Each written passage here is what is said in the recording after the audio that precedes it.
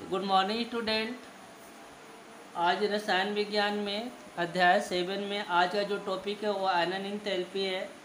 तो गैसीय अवस्था में किसी तत्व के एक उदासीन परमाणु से एक इलेक्ट्रॉन पृथक करने के लिए दी जाने वाली ऊर्जा आयनन एंथैल्पी या आयनन विभव कहलाती है। बेटा, हम लोग को किसी तत्व के उदासीन परमाणु से एक इलेक्ट्रॉन निकालना है, तो एक इलेक्ट्रॉन निकालने के लिए हमें इसको ऊर्जा देनी पड़ेगी, और जो ऊर्जा देते हैं उसी को हम लोग बोलते हैं आयनन एंथैल्पी। ठीक है, तो गैसीय अवस्था में किसी तत्व के एक उदासीन परमाणु से एक इलेक्ट्रॉन पृथक करने के लिए दी जाने वाली ऊर्जा आयनन एंथैल्पी या आयनन विभव कहलाती है। ठीक है, अब यहाँ पे उदासीन परमाणु है, गैसीय अवस्था में है। जब हम इसको ऊर्जा देंगे तो इसमें से एक इलेक्ट्रॉन निकाल सकते हैं। तो आयनन एंथैल्पी मतलब ऊर्जा दी जा रही है, तो ये धनायन में कन्वर्ट हो जाएगा और इलेक्ट्रॉन निकाल लेंगे। ठीक है, ये हमेशा किलो कैलोरी प्रति मोल या किलो जूल प्रति मोल या electron volt that is the EV electron volt प्रति मोल में मापी जाती है। ठीक है, क्योंकि इस प्रक्रिया में ऊर्जा दी जाती है, अतः इसका मान धनायन होता है। ठीक है, अब हम आपको एक एग्जाम्पल बता रहे हैं सोडियम का। तो सोडियम का परमाणु क्रमांक 11 होता है, इलेक्ट्रॉनिक विन्यास 2 8 1 होता है। तो पहले कोष्ठ में देखिए 2 इलेक्ट्रॉन, दूसरे में 8, तीसरे में एक इलेक्ट्रॉन है। ठीक है, अब हमें एक इलेक्ट्रॉन निकालना है, तो हमको इसको ऊर्जा देनी पड़ेगी, और जितनी ऊर्जा देंगे दैट इज द आयनन एंथैल्पी, उसी को आयनन एंथैल्पी की कहते हैं। तो हम लोग इसको ऊर्जा देंगे और एक इलेक्ट्रॉन निकालेंगे। तो यहाँ पे देखिए सोडियम का जैसे हमने एक इलेक्ट्रॉन इसमें से निकाल लिया तो सोडियम प्लस में हो गया, और इसके पास परमाणु क्रमांक बचा 2 और 8, यानी परमाणु क्रमांक इसका हो गया 10, और एक इलेक्ट्रॉन निकाल लिए। ठीक है, अगर इसमें से एक इलेक्ट्रॉन निकाल लिए, इसमें से और एक इलेक्ट्रॉन निकालना है, तब हमें और ऊर्जा की जरूरत पड़ेगी, तो उसको हम लोग बोलते हैं द्वितीय आयनन एंथैल्पी। तो प्रथम आयनन एंथैल्पी हमेशा सबसे कम होगा, उससे ज़्यादा द्वितीय आयनन एंथैल्पी होगी, और फिर उससे ज़्यादा तृतीय आयनन एंथैल्पी, क्योंकि यहाँ पे हमने कम ऊर्जा दिया, फिर इसके बाद हमने ज़्यादा ऊर्जा दिया, फिर हमने और ज़्यादा ऊर्जा दिया। तो पहला इलेक्ट्रॉन निकालना है तो प्रथम आयनन एंथैल्पी यानी ऊर्जा दिया जा रहा है इसमें। फिर हमें एक इलेक्ट्रॉन और पृथक करना है। पहले देखिए एक इलेक्ट्रॉन निकालते इसके बाहरी कोष तो पूरी तरह समाप्त हो गए हैं। ठीक है, और फिर इसमें से भी एक इलेक्ट्रॉन निकालना है, तो ये जो नाभिक है, जो अपना प्रभावी नाभिकीय आवेश है वो और ज़्यादा लगाएगा, क्योंकि एक इलेक्ट्रॉन निकलते ही प्रभावी नाभिकीय आवेश इसके ऊपर ज़्यादा प्रभावी हो जाएगा और सबको पकड़ के अपनी ओर खींचना चाहेगा। और फिर आपको एक इलेक्ट्रॉन निकालना है, तब तो आपको आयनन एंथैल्पी यानी दूसरी बार आयनन एंथैल्पी का मान तो ज़्यादा लगाना पड़ेगा, यानी ज़्यादा ऊर्जा देना पड़ेगा, और ज़्यादा ऊर्जा देंगे तो उसको बोलते हैं द्वितीय आयनन एंथैल्पी।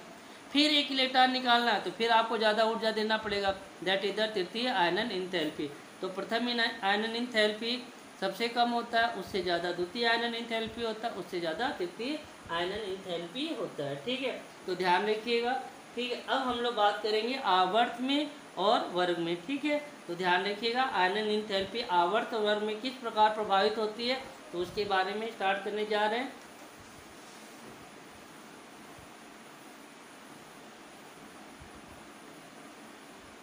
तो आवर्त में, ठीक है बेटा, आवर्त में ध्यान से देखिएगा क्या होता है आवर्त में। तो आपको पता है कि आवर्त में आपको बाएं से दाएं जाना होता है। तो लिखेंगे एक ही आवर्त में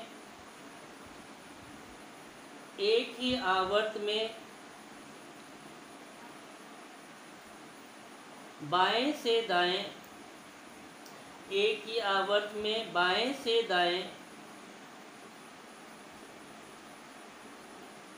दाएं जाने पर परमाणु आकार कम होने से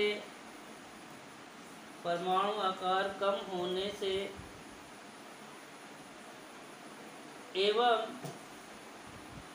प्रभावी नाभिकीय आवेश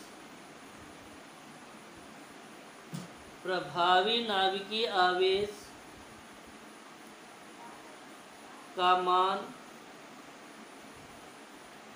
बढ़ने से परमाणु से इलेक्ट्रॉन पृथक करना कठिन होता जाता है, अतः आयनन इंथैल्पी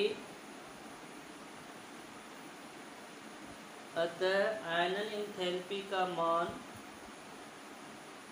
बढ़ता जाता है। ठीक है, अब हमने क्या लिखा फिर से देख लीजिए। एक ही आवर्त में जब हम लोग बाएं से दाएं जाएंगे, बाएं से दाएं जाने पर आवर्त की बात चल रही है। ठीक है, तो हम लोग क्या करेंगे, एक ही आवर्त में बाएं से दाएं जाने पर क्या होगा, परमाणु आकार कम होना, परमाणु आकार तो कम होगा। ठीक है, जैसे जैसे हम लोग आगे बढ़ेंगे इलेक्ट्रॉनों की संख्या बढ़ेगी। ठीक है, नाभिक में प्रोटॉनों की संख्या बढ़ेगी।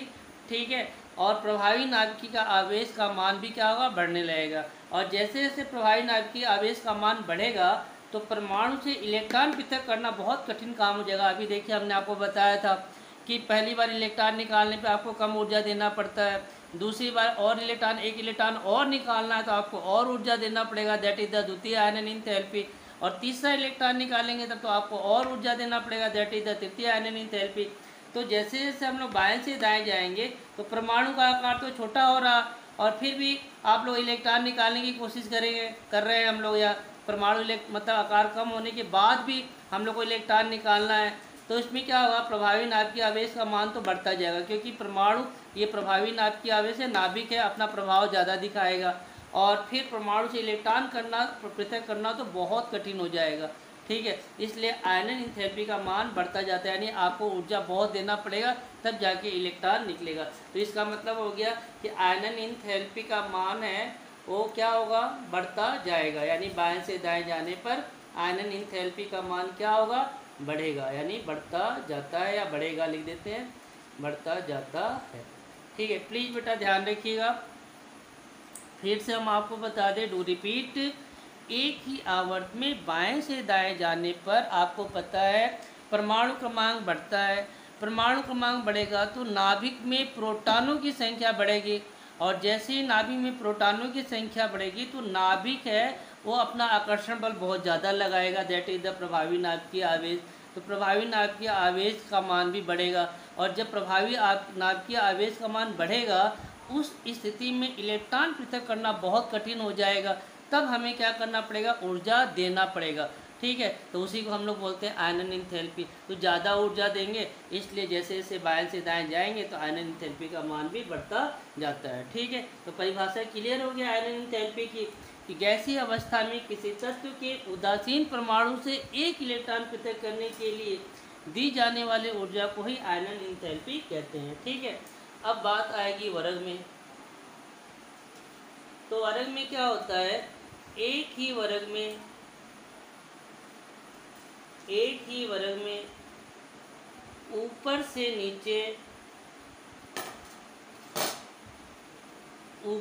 नीचे जाने पर कोषों की संख्या बढ़ने से परमाणु आकार बढ़ता है, परमाणु आकार बढ़ता है तथा प्रभावी नाभिकीय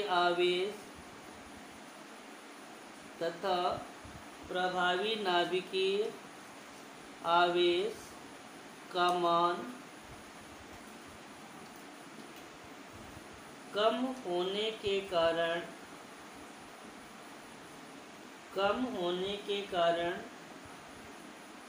बाह्यतम इलेक्ट्रॉनों का संयोजन क्या हो जाएगा, ढीला होता जाता है, ढीला होता है। ठीक है, अतः उदासीन परमाणु से इलेक्ट्रॉन पृथक करना सरल होता है। ठीक है, इस कारण इस कारण वर्ग में ऊपर से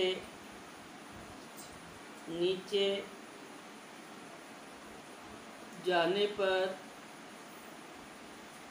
तत्वों की आयनन इंथैल्पी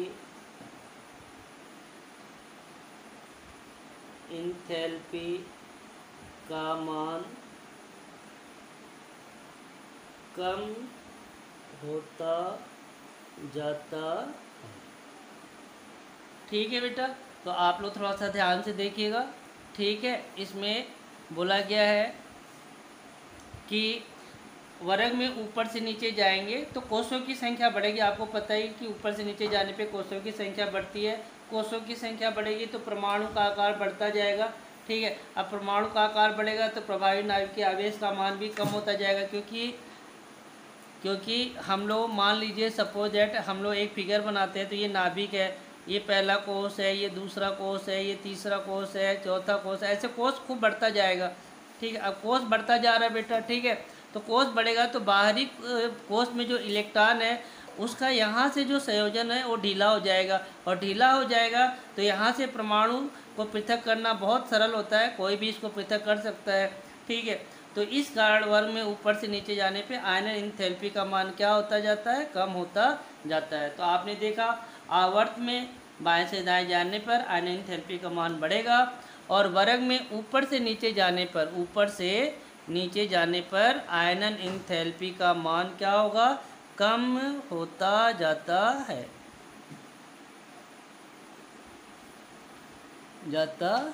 ठीक है, ध्यान रखिएगा बेटा। ठीक है, आयनन इंथैल्पी का मान धीरे धीरे क्या होगा, कम होता जाता है। ठीक है ना, तो प्लीज़ आप अपनी कॉपी में इसको लिख लीजिएगा और लर्न कर लीजिएगा। ठीक है, ओके।